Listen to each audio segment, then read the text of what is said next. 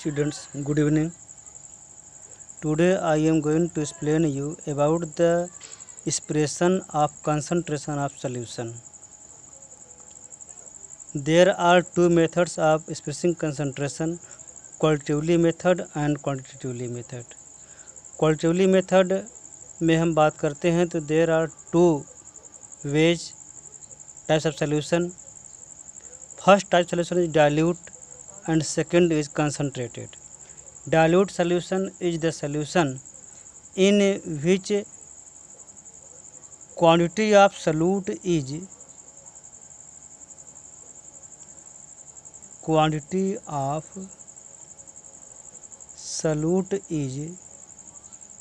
relatively very small. In this type of solution, dilute solution contains very small quantity of solute.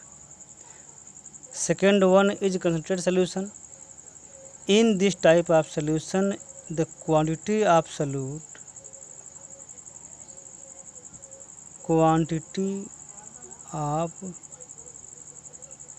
solute is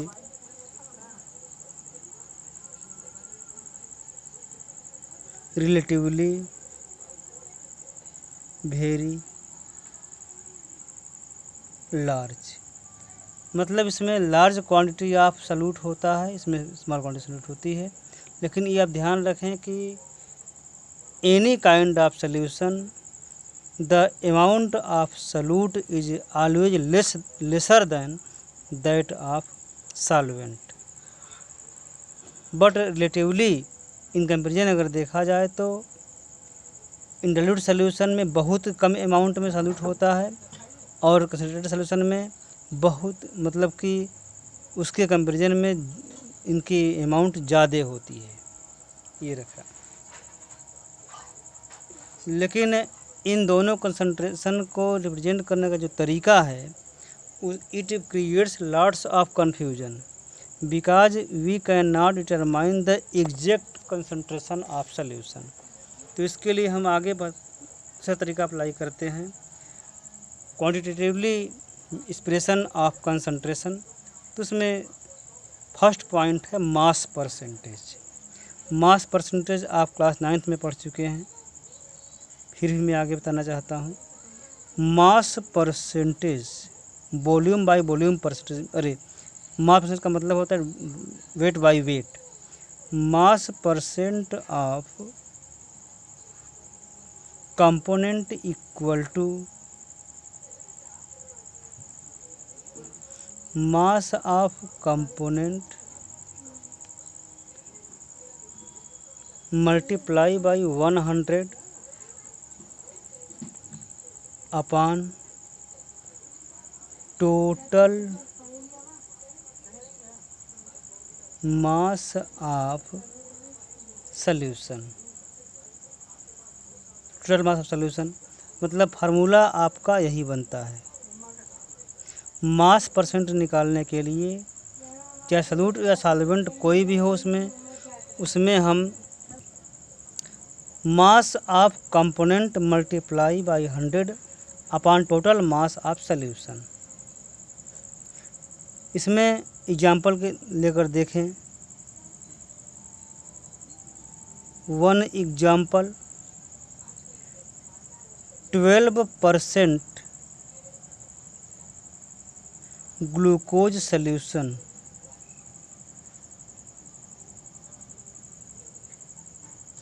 in water. इसका मतलब क्या हुआ देखें आप। It means this solution contains 100 gram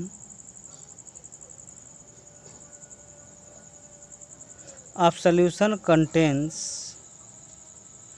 12 gram glucose and 88 gram water. मतलब total mass of solution कितना 100 ग्राम है, उसमें 12 ग्राम ग्लूकोज है और 88 ग्राम वाटर है। इस तरीके से इसको हम वेट बाय वेट कंसंट्रेशन निकालते हैं। This method is used in industrial chemical application. It is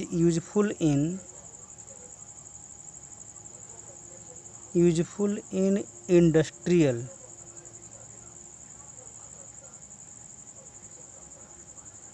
chemical applications. ये हो गया. अब अगला है volume percentage. Next topic volume percentage. Formula same वही रहेगा, V/V volume percentage of one component equal to volume of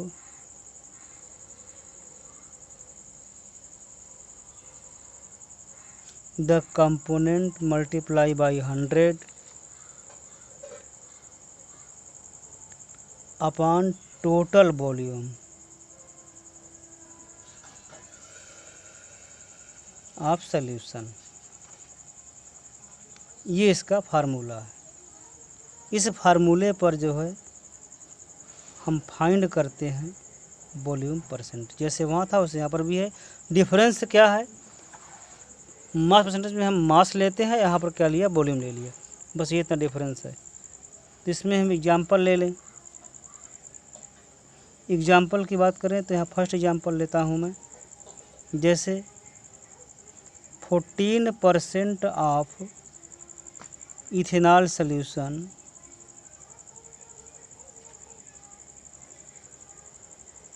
V/V in water. इसका मतलब क्या हुआ, इसका मतलब ये हुआ कि 14 मिलीलीटर इथेनॉल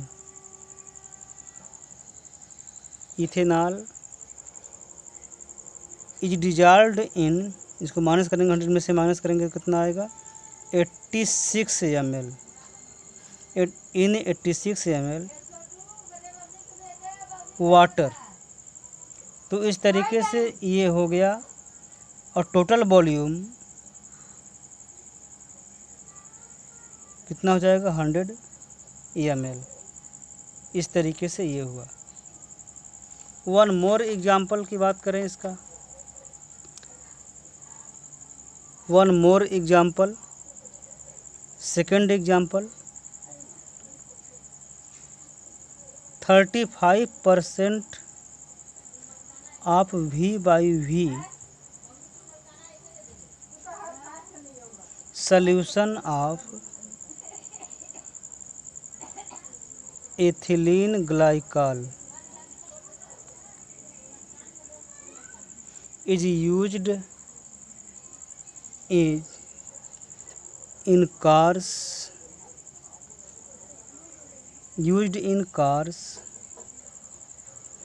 for cooling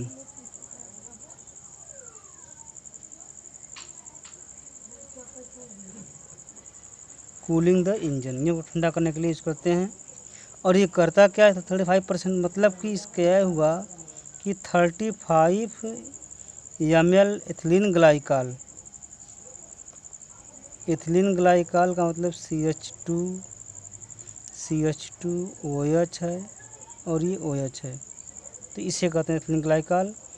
इतना होगा. और 65 ml वाटर. इसको मिक्सचर को हम कहते हैं एथिलीन ग्लाइकॉल मिक्सचर. इसको यूज करते हैं फॉर कूलिंग कार इंजन. इसका फ़ायदा क्या होता है, तो this mixture lowers the freezing point of water. As you know, freezing point of pure water equal to 0 degree Celsius. But इस मिक्सचर का जब हम निकालते हैं फ्रीजिंग पॉइंट, तो freezing point lowers, freezing point is lowered to -17.6 degree Celsius. तो ठंडे देशों में in cold countries where temperature is below 0 degree Celsius, the car engine can burst because of freezing of water.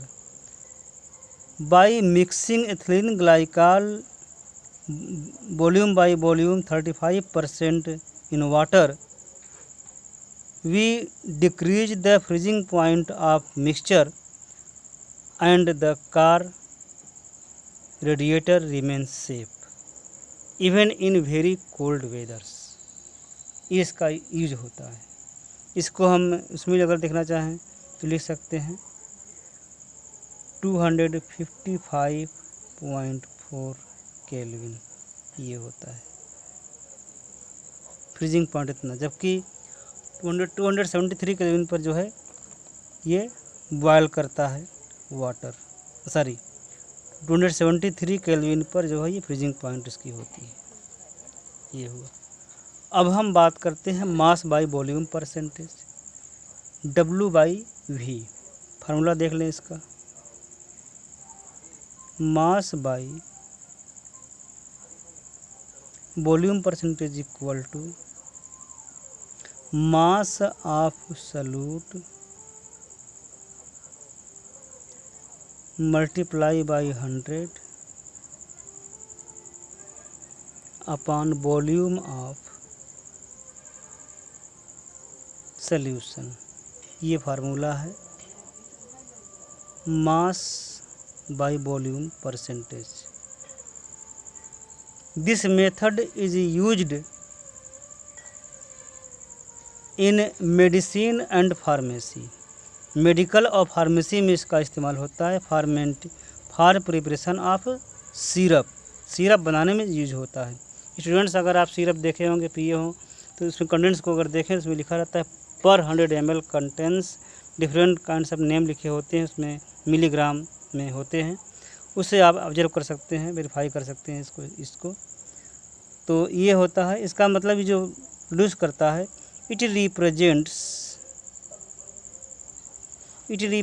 The mass of solute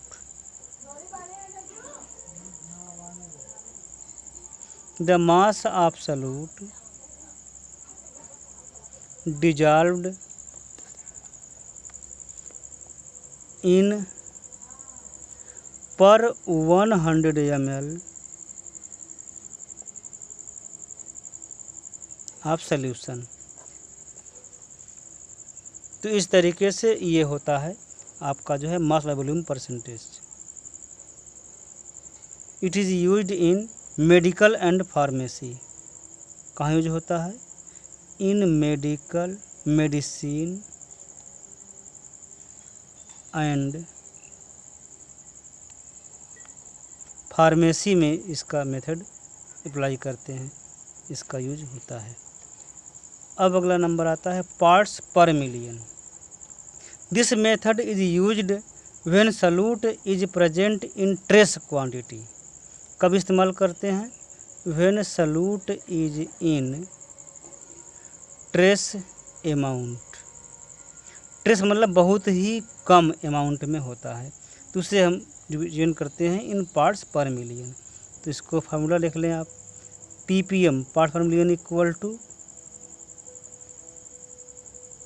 number of parts of component multiply 10 की power 6 अपॉन total parts of all components. ये formula है आपका ppm find करने का। ध्यान रहे ppm का यूज तभी करते हैं जब सॉल्यूट बहुत ही कम अमाउंट में हो, ट्रेस क्वांटिटी में हो, तो उससे यूज करते हैं। अब इसका देखें आप, एग्जाम्पल के तौर पर देखा जाए तो स्टूडेंट्स, सी वाटर कंटेंस, समुद्र का पानी, सी वाटर कंटेंस 6 मल्टीप्लाई 10 के power -3 gram dissolved oxygen gas. समुद्र के पानी जो है लेते हैं 1 लीटर पानी, मतलब कि 1 लीटर सी वाटर। कितना लेंगे sea water? 1 litre. Sea water contains 6 multiplied in power -3 gram dissolved oxygen gas. तो इसका मास कितना होता है सॉल्यूशन का? Mass of 1 litre sea water equal to 1030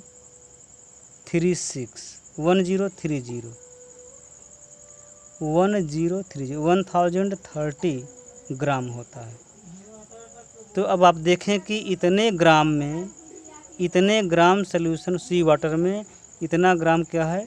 वो ऑक्सीजन डिजॉल्व्ड है। तो हमको निकालना है ppm of oxygen in sea water. तो कैसे निकालेंगे?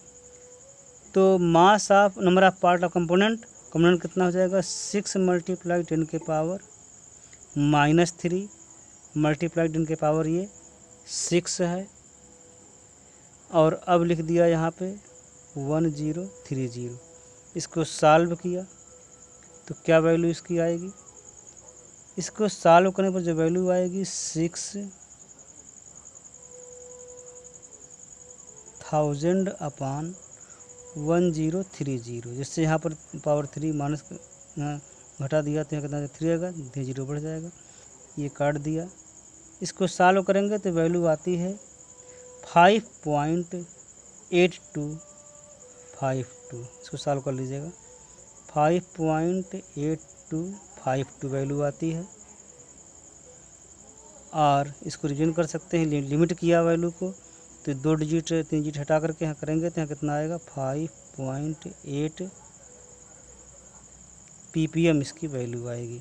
मतलब ppm of oxygen dissolved oxygen in sea water is 5.8 ppm। ये हम इस तरीके से रिवीजन कर सकते हैं।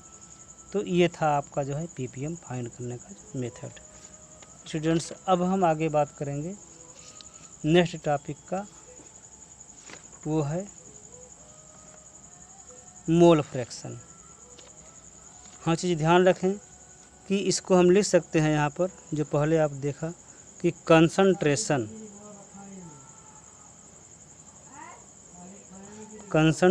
Of O2 gas in sea water equal to 5.8 ppm। तो इस तरीके से आप इसको किसी का भी कंसंट्रेशन निकाल सकते हैं।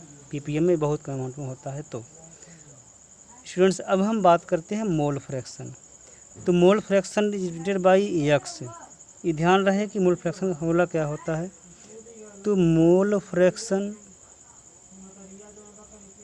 Equal to mole fraction of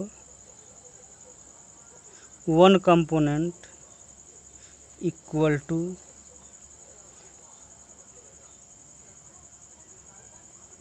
number of moles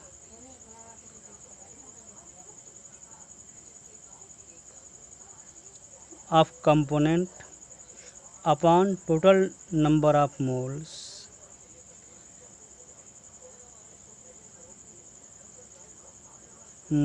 of all components। Number of moles of component upon total number of moles of all components. तो ये वही हुआ मेन फार्मूला आपका। इस फार्मूले पर जो है हम किसी भी कंपोनेंट का निकाल सकते हैं mole fraction. Suppose that for binary solution, example ले लिया मैंने, फॉर बाइनरी सोल्यूशन, उसमें कंपोनेंट ए है और कंपोनेंट बी है। इसमें कोई भी हो सकता है, सॉल्वेंट कोई भी हो सकता है ये सॉल्यूट हो, ये सॉल्वेंट हो, या ये सॉल्वेंट हो, ये सॉल्यूट हो, कोई नो प्रॉब्लम। तो अगर हमको इसका निकालना है मोल फ्रैक्शन ऑफ ए, तो इसको हम एक्स ए रिप्रेजेंट करेंगे। यहाँ मैंने बताया था एक्स होता है इसकी वैल्यू। तो मोल फ्रैक्शन निकालना है हमको ए का, तो एक्स ए इक्वल टू, तो number of moles of A upon number of moles of A और plus number of moles of B. तो ये किसका मोल फ्रैक्शन हुआ, कंपोनेंट ए का। अगर बी का निकालना हो तो mole fraction of component B equal to number of moles of B upon number of moles of all component, यानी ए प्लस बी। तो number of moles of A plus number of moles of B. तो इस तरीके से ये दो फार्मूले हुए और दोनों का जो है हम इस तरीके से करेंगे। हाँ, ये ध्यान रहे कि sum of all mole fractions in a solution is always unity, हमेशा 1 होगा। फॉर बाइनरी सॉल्यूशन अगर दो कंपोनेंट है ए और बी है तो एक्स ए और plus x B equal to 1, ये हमेशा 1 होगा, ये ध्यान रहना पड़ेगा आपको। हाँ, अगर मान लीजिए कंपोनेंट 4 कंपोनेंट दिया हो, कंपोनेंट यहाँ अगला एग्जाम्पल ले लिया मैंने, 1 more example, there are 4 component, जैसे पी हो जाए, क्यू हो जाए, आर हो जाए, एस हो जाए। There are 4 component P Q R and S. तो हमको अगर एक्स ऑफ पी निकालना है तो number of moles of P, तो number of moles of P, number of moles of Q, number of moles of R plus number of mole of S. ये किसका हो गया, कंपोनेंट पी का हुआ मोल फ्रैक्शन। अगर क्यू का निकालना हो उसी तरीके से तो एक्स क्यू इक्वल टू, तो यहाँ क्या हो जाएगा, एन क्यू, जिसका हमको निकालना है मोल फ्रैक्शन उसका हम ऊपर रखा जाएगा वैल्यू, और बाकी सबका तो नीचे लिखेंगे ही। तो यहाँ पर हो जाएगा एन पी और एन क्यू, एन आर और यहाँ पे एन एस। इस तरीके से हुआ। आर का निकालना चाहते हैं तो इससे आर का भी निकाल लेंगे आप, जैसे एक्स आर इक्वल टू, तो यहाँ पर एन आर ऊपर लिखा जाएगा। Number of moles of R, तो यहाँ number of moles of P, number of moles of Q, number of moles of R, number of moles of S, ये हुआ। In the same way you can calculate the mole fraction of X S, तो यहाँ जाएगा number of moles of S, तो number of moles of P, number of moles of Q, number of moles of R, number of moles of S. इस तरीके से सबका mole fraction निकाल लिया। और मोल फ्रैक्शन निकालने के बाद अगर हम जो कि इसमें there are 4 components in solution, तो इन सभी के केस में अगर हम निकालते हैं तो इसमें sum of all mole fractions, यानी कि x P, x Q plus x R plus x S equal to 1। Section वहाँ बाइनरी था तो दोनों का 1 आया था, यहाँ 4 कंपोनेंट हैं तो 4 के जोड़ेंगे तो जाकर के 1 आएगा। इसका मतलब क्लियर हो गया स्टूडेंट्स आपको कि sum of mole fractions of all components is always 1, हमेशा 1 होगा अगर ऐड करते हैं तो। अब स्टूडेंट्स हमको आगे बात करनी है, ये अगला पॉइंट है ये मोलरिटी। मोलरिटी होती क्या है, तो number of moles of solute dissolved in 1 kilogram of solvent. Molarity, number of moles of solute dissolved in, number of moles of solute dissolved in 1 litre, ऐसे लिख सकते हैं 1 लीटर ऑफ सॉल्यूशन। मतलब 1 litre solution में कितने number of mole of solute dissolve हैं उसी को हम कहते हैं molarity, is called as molarity. जैसे इसको यूज करते हैं बाई कैपिटल एम, तो capital M molarity M is equal to number of moles of solute, यहाँ लिखेंगे moles of solute upon volume of solution in litre, ये फार्मूला है। इसका यूनिट होगा, यूनिट हो जाएगा मोल पर लीटर, ऐसे लिख सकते हैं। Unit of molarity is equal to mole per litre. ध्यान रहे स्टूडेंट्स, यहाँ पर सोल्यूशन का वॉल्यूम लिया गया है नीचे, और ऊपर क्या है, मोल्स ऑफ सॉल्यूट है। तो number of moles of solute dissolved in 1 litre of solution is called as molarity. Very simple definition. अब हम बात करते हैं मोलरिटी का। मोलरिटी, इसके जानने से पहले एक चीज़ और देख लें।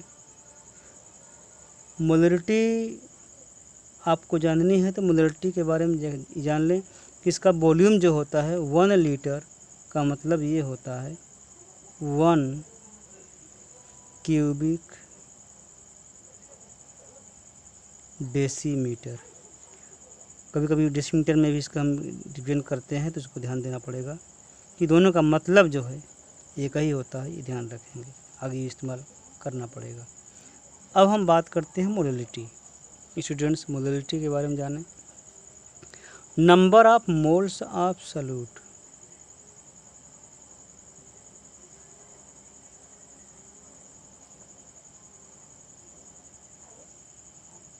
dissolved in 1 kilogram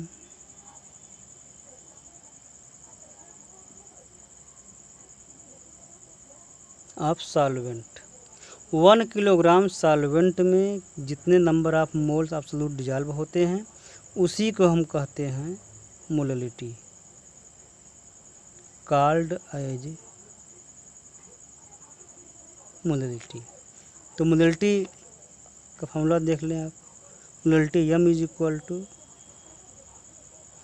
moles of solute upon mass of solvent in kilogram.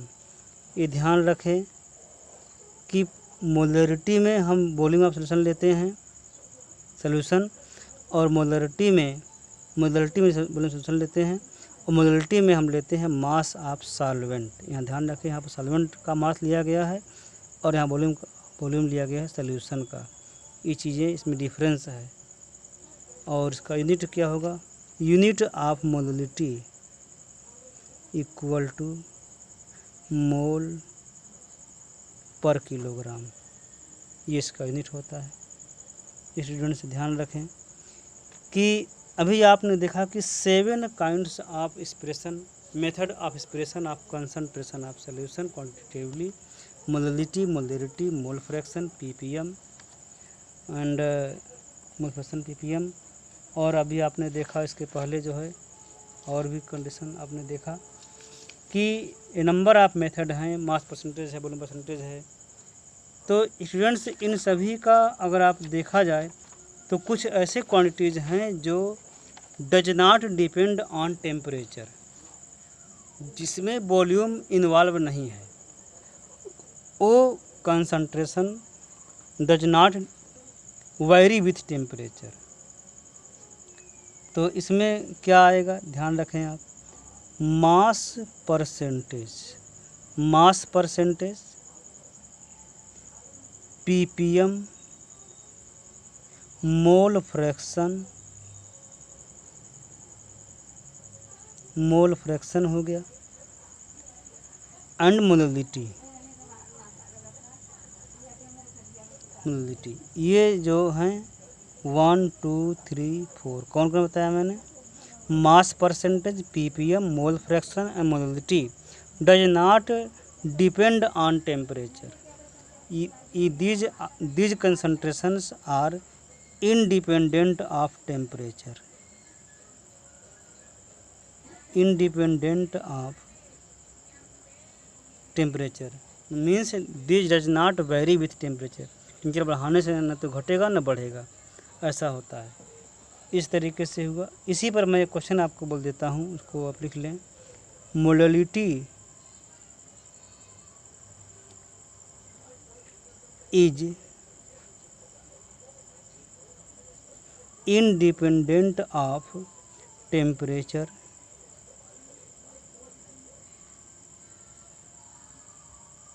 but molarity is a function of temperature.